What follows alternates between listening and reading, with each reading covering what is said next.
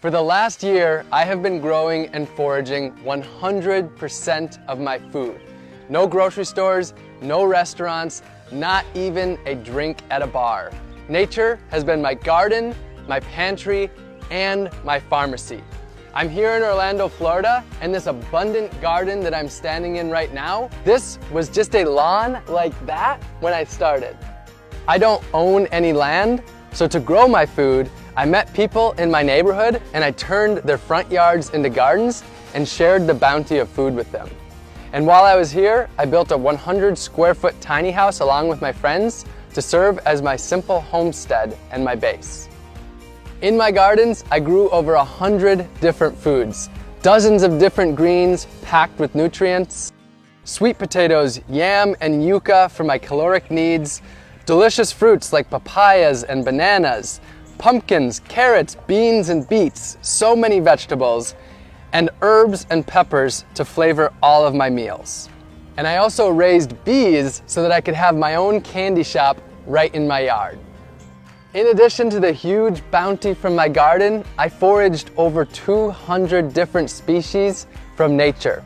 I harvested my salt from the ocean simply by collecting it and boiling it down. I got my caffeine from the native Yaupon holly tree. Not only was I my own grocery store, I was also my own pharmacist. I grew fresh turmeric and ginger right in my gardens.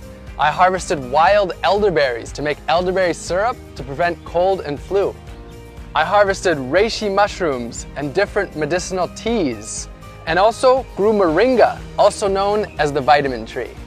I cooked up dozens of different healthy meals, fermented veggies to make sauerkraut, and made delicious beverages like honey wine and ginger beer. I whipped up delicious desserts and ate the healthiest of my entire life. And I even grew my own toilet paper. This project wasn't just about growing and foraging all of my own food though. It was about empowering others to grow their own food, to take back power from big ag, and ultimately to take back their health and grow their communities. So during this time, I started a few community initiatives. We built 15 gardens for the people, planted over 200 community fruit trees, and sent out over 5,000 free seed packs to help others grow their own organic, healthy food. And I taught dozens of free gardening classes in my gardens to the people in my community. I've been exploring food for close to a decade, and I believe that our globalized, industrialized food system is broken. This was my quest to see if I could step away from big ag and grow and forage every single bite of my food. I'll be honest though, I do have an agenda. I want you to question your food. Where did it come from? How was it grown? How did it get to you? And what was the impact that it had on the earth, other species, and the humans that grow that food? And if you don't like the answers that you find, I want to empower you to change them. The good news though is that you don't have to grow and forage all of your food. The solutions are there in your community.